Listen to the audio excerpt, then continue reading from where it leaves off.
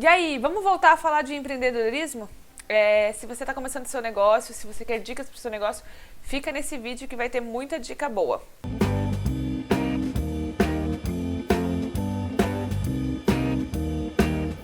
Oi pessoal, eu tô aqui de novo com a Bruna Scopel. Ela tá lá na Espanha, eu tô aqui em Curitiba, mas a gente, graças a Deus, tem internet e a gente pode conversar e trazer muitas coisas legais pra vocês.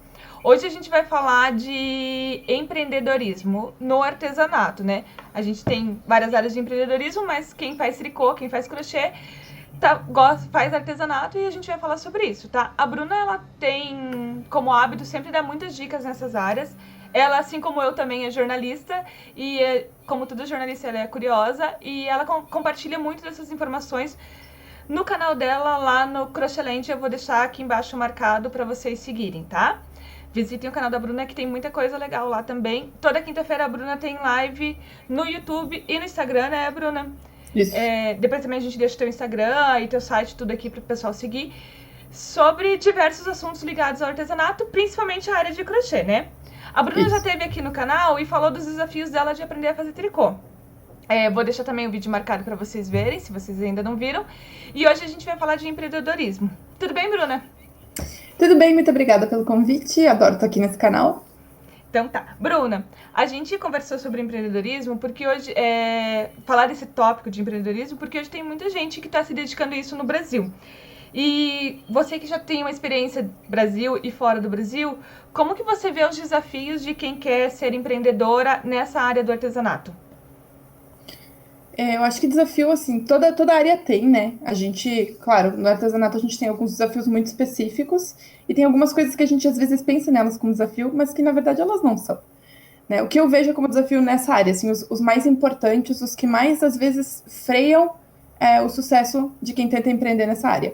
O primeiro é que esse mercado não tem barreira de entrada, então para a gente começar a, sei lá, montar o nosso negócio, vender tricô e crochê, precisa do quê? Fazer tricô e crochê e botar para vender. Você não precisa de nenhuma formação, nenhuma especialização, então assim, não tem como a gente controlar essa entrada e não tem como a gente, né, controlar isso. Então a gente tem que deixar de entrar nesse mercado? Não, tem que entrar ciente disso, ciente de que vai haver essa competição e essa constante entrada de pessoas no mercado. Entrada e saída, né? Porque às vezes a pessoa entra, não gostou, saiu. Outra coisa é a exploração sistemática das tecedoras e tecedores manuais, né? Que, assim, se a gente for falar de tempos passados, eram só mulheres que teciam. Então, assim, fica aquela questão do... E quanto que fica? Nossa, que caro! Quanto que fica se eu te der a linha? Né? Como é que a gente explica para essas pessoas que o valor está no manual, está no trabalho, né? Na sua hora. O que acaba acontecendo muitas vezes nesse trabalho é que as pessoas acham que o material, o fio, é mais caro do que a mão de obra. E não é, né, gente? Não, fio na mão de quem não faz nada serve para amarrar balão e olha lá, né? Sim. Imagina a gente chegar... Eu acho engraçado porque essas pessoas não pechicham uma bolsa de marca, por exemplo, que foi feita em produção em série. Elas não chegam no Louis Vuitton e, né, se eu te der o zíper, fica quanto aí? Faz um descontinho pra mim, tá muito caro. Não, porque elas não querem passar vergonha. Então, por que com a gente elas não ligam, né? Então, a gente tem que se posicionar como empresa para não cair nessa, não entra nessa. Se a pessoa quer pensar isso do seu trabalho, naquele momento ela não é o seu cliente. Rola para baixo que tem mais cliente embaixo. Esquece essa pessoa e siga em frente, né? Eu acho que é importante, acho que é importante Desculpa. destacar isso, né? Que existe um público que valoriza. Às vezes o negócio de valorizar não é que o seu público... A gente ouve muito, as pessoas não valorizam. Será que as pessoas não valorizam ou você não está encontrando o público correto? Mas isso serve para a vida. As pessoas não vão valorizar o que você faz. Seu chefe não vai valorizar o seu trabalho. Ninguém vai valorizar a sua escrita se você primeiro não tiver confiança naquilo e para o mundo. E nós mulheres a gente tem isso, né? Da síndrome do impostor, de achar que a gente não está indo bem. Quando na verdade a gente tem que mesmo a gente acreditar primeiro, né? Sim. E por falar em acreditar, né? A terceira barreira que eu acho a fundamental das três, que eu escolheria assim, seria as crenças limitantes. A gente achar que ganhar dinheiro é ruim, que a gente está cobrando muito do cliente. Cara, o cliente tem a opção de comprar. Você não está obrigando ninguém a comprar a sua peça. Sim. Você valoriza de acordo com aquilo que você entende que ela vale. Então, assim, a crença limitante de que artesanato não dá dinheiro, para algumas pessoas dá. Por quê? Porque elas não caem nessa crença limitante e porque elas trabalham duro para chegar lá, né? Não, e eu acho que é importante a gente ressaltar que o artesanato, ele não é um produto de subsistência. Então, não é, eu falo assim, não é feijão, arroz e água que a gente precisa para viver. Então, se a pessoa hoje não pode pagar, porque ela tem outras prioridades, hoje o teu produto de artesanato não é o produto para aquela pessoa. Não é porque você é ruim, porque... Vou dar um exemplo, um amigurumi. Um amigurumi custa R$160.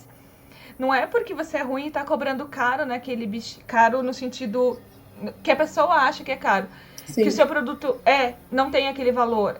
Às vezes a pessoa não tem a condição de pagar aquele produto naquele momento. Exatamente. Certo? E você não tem que suprir esse mercado, você não tem que vender para essa pessoa. Não é uma obrigação sua. Não é porque você faz com amor que isso deixa de ser um produto. O preço de um produto, o valor, o que a gente cobra por um produto artesanal, é o valor que custa para manter viva aquela vida que está produzindo esse produto para a pessoa. Então, como você falou, não é arroz e feijão, é um artigo de luxo, é uma coisa tecida à mão. Se você tá afim, não imagina, não posso pagar R$240 num chale vírus, vai lá e paga 90 no que a Renner fez na máquina, mas não vem aqui dizer que meu trabalho não vale isso. Então você tem que ser a pessoa que sabe disso, né? O seu cliente, ele ainda precisa aprender, a gente pega na mãozinha dele. Você deu um exemplo aí de loja, e às vezes as pessoas falam, mas lá na loja, né, o gorro custa R$50, um gorrinho. Só que assim, é feito por máquina. Então, assim, se a pessoa precisa de um gorro, porque ela tá passando frio, tem opções de faixa. Agora, sim, de faixas de preço. Agora, se ela quer um feito à mão pela Bruna ou por qualquer outra artesã, a Bruna tem o valor dela, tem o custo de aluguel da casa dela, né? Ela tem o custo dos custos que ela fez, o do fio e da luz. Então, tudo isso tem custo. Então, a gente precisa saber que quando a gente coloca um valor, e aí é o valor que você acredita e que é justo. Não é o valor, porque para eu vender mais. Adianta vender mais e não ter tempo de fazer tudo aquilo. Então, esse valor é o valor que representa o trabalho dela, é o valor que ela precisa para sobreviver, para investir, para ter um negócio. Para não estar fazendo outra coisa. Exatamente.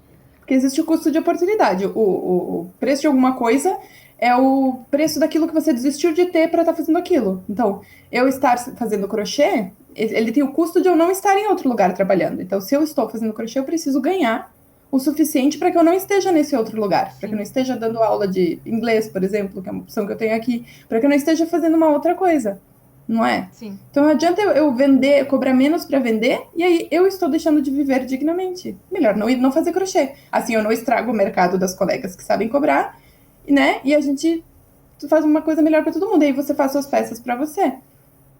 E outra coisa, é importante não ficar se comparando com outras colegas. Porque cada pessoa tem um preço, cada pessoa tem um custo mensal, né? Por exemplo, o custo de vida na Espanha provavelmente às vezes é muito mais caro do que, talvez não na cidade que você mora, mas que aqui em Curitiba. Custo de fio, exatamente, tudo tem um custo, né? Sim, aqui, então, pensa Jesus, nem vamos falar disso que eu quero chorar desse vídeo. A pessoa, passados esses primeiros desafios, ela vai querer ter o quê? Querer ter o negócio dela, né? A pessoa vencer esses desafios, como que ela pode ter o negócio dela de artesanato? Como que ela pode transformar o hobby, a paixão dela em um negócio, em um empreendimento? Eu acredito, assim, se a pessoa está aqui assistindo esse vídeo, é porque ela se interessa por como nós pensamos a respeito. Então, assim, para mim, o primeiro passo de qualquer coisa, de você trabalhar e ter sucesso com o seu negócio, é trabalhar com ética. Sem ética, eu não vejo as pessoas irem para frente. Acredite no que você acreditar, em karma, em Jesus tá vendo, seja o que for. Se você vai lá, por exemplo, na postagem da amiga, vê a cliente que pediu o valor, você entra em contato inbox com a cliente que tá... Isso é muito antiético. Então, como a Débora Alves disse uma vez, ética é tudo aquilo que eu faço que não vá ferir outra pessoa. Então, o primeiro passo, seja ético na compra de receitas, seja ético na valorização, seja ético no seu trato com o seu colega de trabalho, porque competição, eu não vejo as outras pessoas como competição, eu vejo a gente como colegas de um grande mercado de trabalho que nós podemos fazer dele ótimo ou, né, uma coisa estranha que a gente não se fala e não se ajuda, né? Você precisa conhecer o seu mercado, o mercado de dentro, o mercado de fora. Não pode ter preguiça de estudar. Se você quer aprender, você tem que assistir os vídeos de quem fala sobre isso, você tem que acompanhar quem faz isso. Às vezes, com aquele olhar ainda assim, ai, nossa, a pessoa faz stories assim, quem sabe é uma boa ideia, eu também vou colocar um fundo, vou fazer alguma coisa. Você tem que estudar de todas as maneiras que você puder. Pesquisar os outros mercados. Não é pesquisar para copiar a pessoa, veja bem. É pesquisar para ter ideias de o que você pode fazer dentro daquilo que você tem. Né? Definir metas também é muito importante. Você tem que saber o que você quer. né? Onde você quer chegar? Não é ter um monte de seguidor porque eu quero ter um monte de seguidor. Você pretende vender nesse Instagram? Ou você só quer ter esse Instagram como vitrine? Então, assim, e claro, as metas vão mudando, né? Acho que quando atingir a meta, a gente dobra a meta. A gente vai fazendo conforme dá. E são esses. E eu acho que não, tem que definir o seu público também. Eu acho que isso é importante. Definir o seu público. Porque você vai querer, por exemplo, não é pegar o público da coleguinha. É definir para quem você quer vender. Eu, por exemplo, se eu fosse fazer crochê, eu vou fazer chales. Eu gosto de fazer chales. Chale é uma coisa que eu tenho prazer em fazer. As pessoas falam, não sei definir meu nicho. Começa tirando aquilo que você não tem prazer em fazer. Aquilo que para você vai ser maçante. Você não entrou no mercado artesanal que é para ter um trabalho que você gosta menos do que você tinha antes, né? Então, assim, define aquilo que você é boa, aquilo que você gosta de fazer. E, assim, se é uma coisa que você tem mais velocidade, talvez você consiga cobrar melhor, produzir uma quantidade maior. Então, começa por aí. Vê onde você consegue vender. Define para quem você quer vender. O público é mulher, de 25 a 34 anos, que faça isso e aquilo. Uhum. Isso é importante. Para definir isso, você tem que ter ciência disso. Acho que é isso. Eu acho que nesse aspecto é importante falar também, não tenha medo de mudar, tá? Eu vou dar o meu exemplo mesmo, porque quando eu comecei com o Flor de Íris, eu tinha um plano e eu fui vendo que ele podia mudar para outros lados, que é o lado que está hoje, que é dar aula e é dar compartilhar esse conhecimento que eu tenho de tricô. Então, se você olhar lá no meu Instagram lá atrás, tem bastante coisa de crochê e tricô misturado. Se você olha mais recentemente, eu só falo de tricô. Então, não tenha medo de mudar. E não precisa ser louca que lá atrás vai apagar todas as fotos, não tem problema. Você pode continuar com o teu material e você... Até pra você ver a tua evolução, o caminho que você seguiu. Então, não tenha medo de mudar. Ah, eu queria amo fazer amigurumi, quero vender amigurumi. Não tá dando certo, às vezes você se encontra, sei lá, com fio de malha. Tudo bem, não tem problema mudar. A gente... O empreendedorismo é isso, a gente conhecendo o caminho que a gente tem que trabalhar. Porque às vezes a gente acha que aquele caminho ali é o certinho e não é. Às vezes tem uma bifurcação lá pra frente que é muito melhor e é o caminho que você vai seguir e que você vai gostar de trabalhar com aquilo. Perfeito, porque às vezes você tá tão focada naquilo que você definiu que te aparece uma oportunidade sensacional de fazer alguma coisa que pode dar um salto no seu trabalho. Você fala, não, eu vou ficar aqui. Então, isso que eles falaram é perfeito também. Maravilhoso. Uhum. Bruno, tem outra coisa que acontece com muitas empreendedoras, principalmente, né? Às vezes a gente vira empreendedora da área artesanal porque a gente parou pra cuidar de filho, por exemplo. Eu vou tirar um tempo... Eu engravidei, tive filho, vou tirar um tempo pra ficar em casa. E daí começou a trabalhar isso e deu certo e teve... O negócio alavancou, explodiu, que todas de vocês explodam pra gente ter bastante gente trabalhando com isso. Recebam.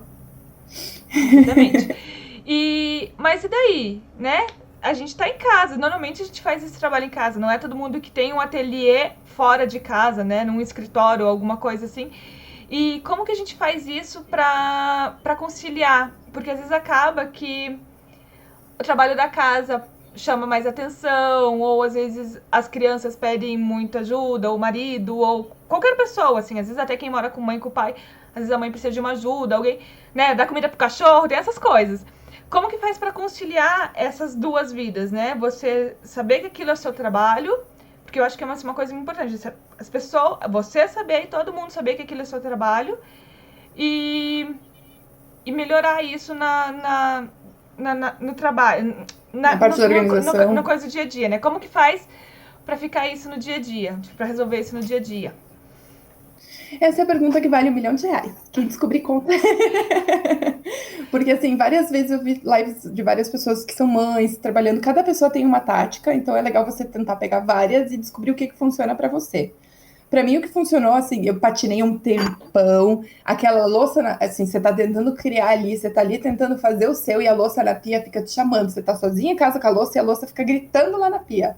Né? Ou você tem alguma coisa que você precisa fazer e você está enxergando, aí você não consegue nem fazer direito o seu trabalho e nem direito cuidar da sua casa, do seu filho. Então, o que funcionou para mim? Ter um espaço. Quando eu tenho um espaço para fazer, a partir do momento que eu estou dentro desse espaço, aqui eu estou trabalhando, isso serve mais para mim do que para os outros, né?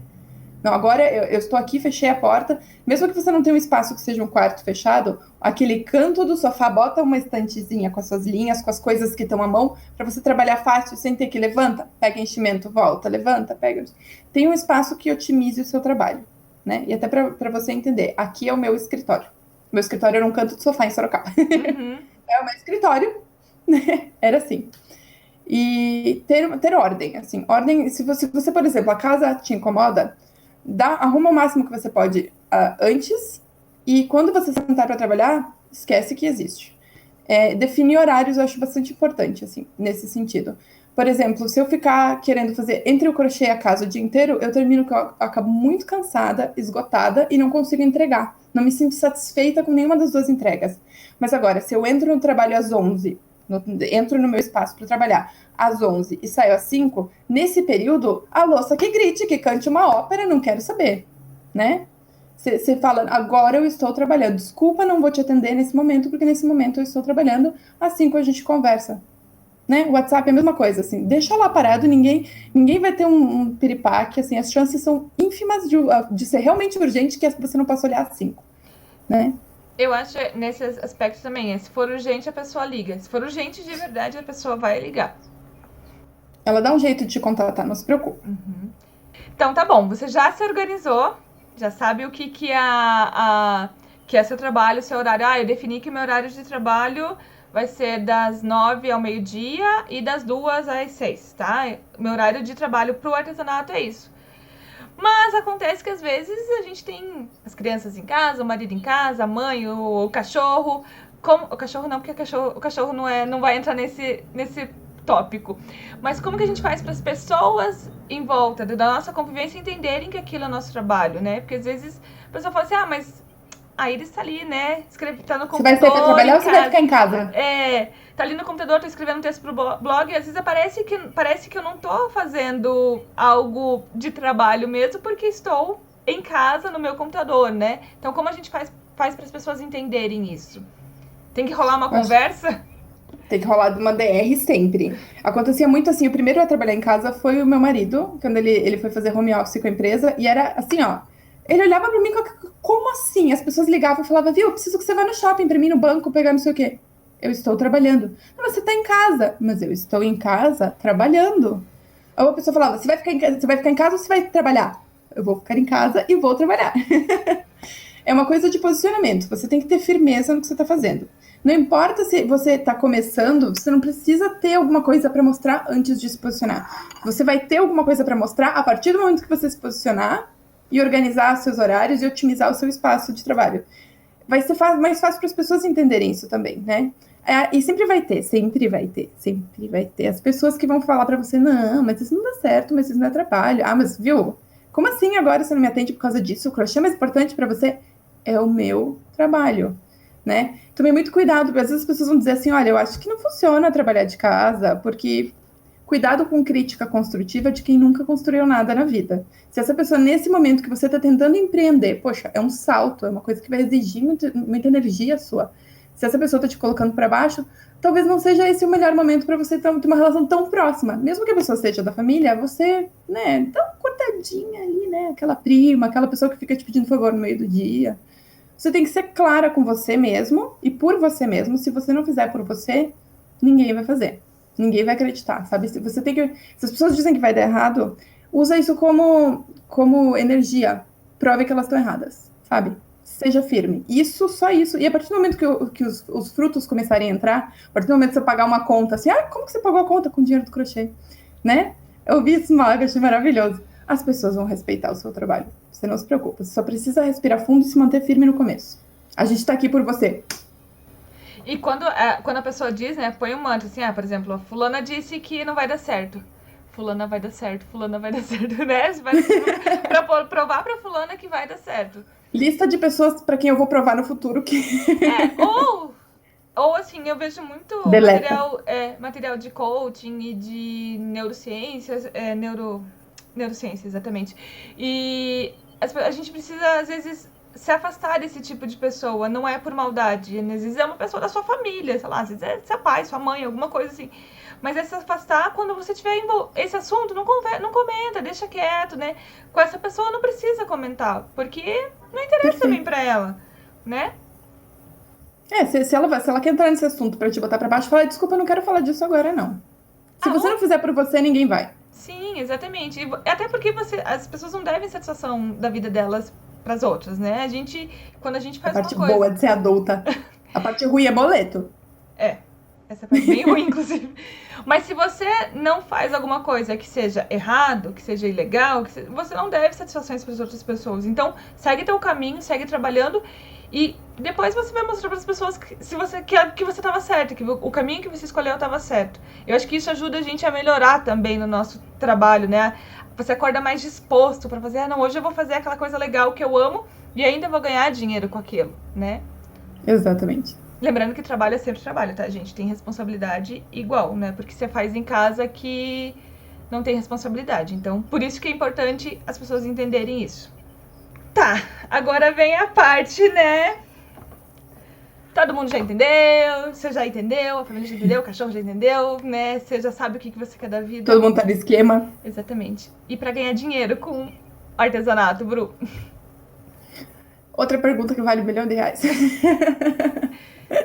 Mas tem muita gente ganhando dinheiro com isso, como é que eu faço? Por que a fulaninha ganha dinheiro e eu não? Pra começar, a gente não vai olhar pra fulaninha. Eu tenho um mantra aqui que diz assim: a sua competição não são os outros, a sua competição é você, a sua procrastinação, a comida não saudável que você tá comendo, é o conhecimento que você deixa de adquirir, aquele curso, workshop que você não faz que podia te ensinar alguma coisa. Então, compita contra você.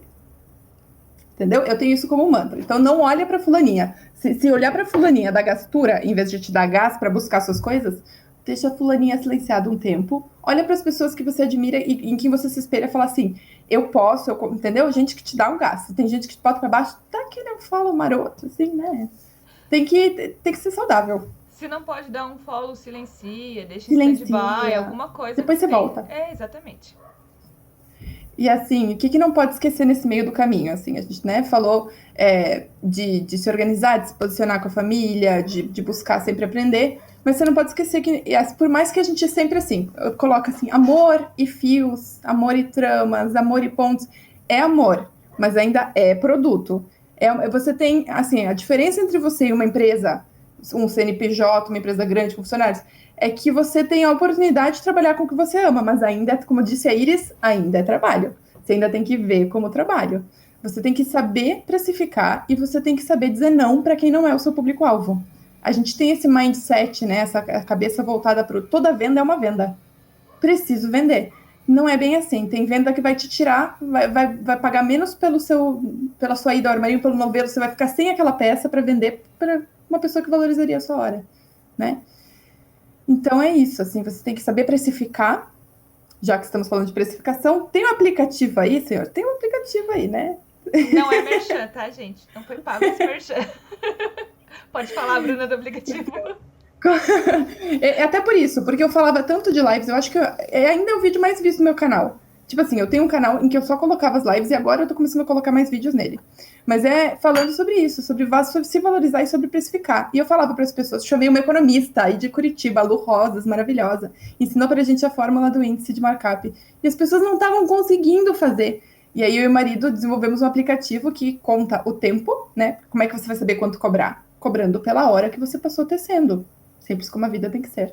E multiplicando por um fator que é o índice de markup. E aí, para não fazer conta, a gente fez um aplicativo que chama Crochêland. E aí, então, conforme você vai marcando, você dá o play, crocheta e ele te sugere o preço. Aí teve muita gente que já falou assim, mandei o print da tela e nunca mais o cliente debateu o preço. Porque agora é um software que está dizendo o preço, entendeu?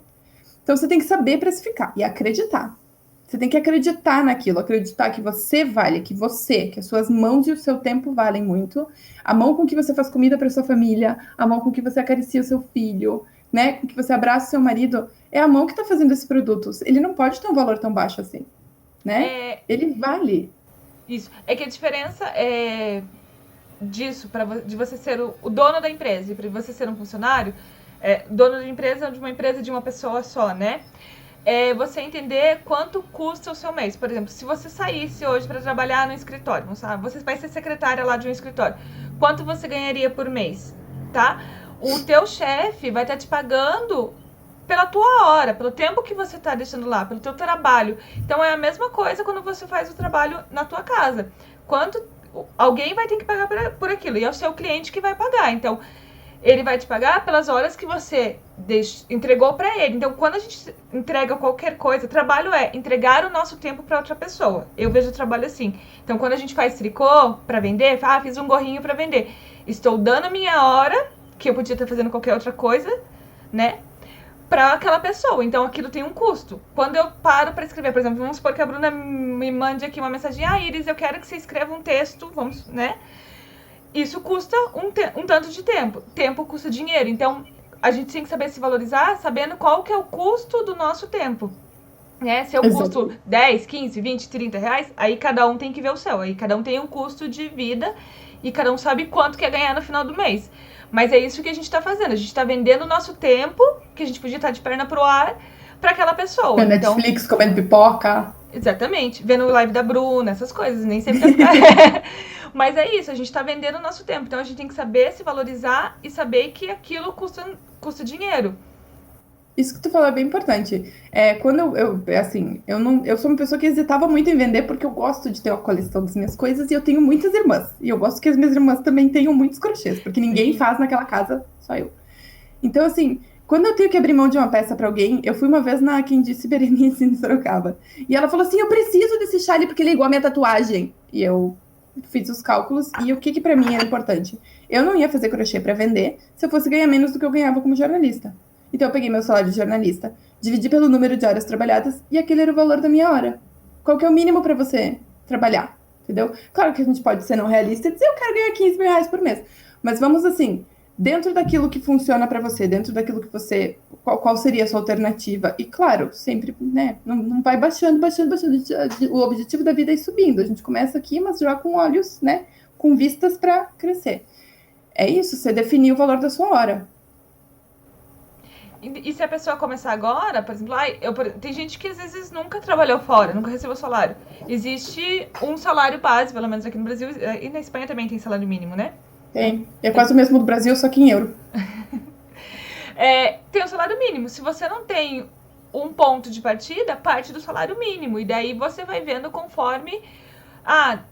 não tá dando para viver com esse salário, então vamos aumentar um pouco o valor dos meus produtos porque eu preciso de mais para viver, né? Lembrando que o valor da hora trabalhada é só o valor da hora trabalhada. O material que você compra acrescenta no valor final do produto, tá, gente? Porque senão... O tempo que você passa postando no Instagram é o departamento de marketing chamado você. Exatamente. O transporte que você vai pro centro, né? Vai pro armarinho comprar o teu material, tudo custa. Então, isso alguém tem que pagar. E quando a gente se entende como uma empresa, qualquer loja é assim. Uma loja para vender uma garrafinha d'água, a garrafinha d'água pode custar 10 centavos lá na indústria. Mas para a loja vender, ela tem que pagar o funcionário, a luz. Então, todo esse valor tem que estar incluso no seu... O imposto está incluso no seu produto. Isso é verdade.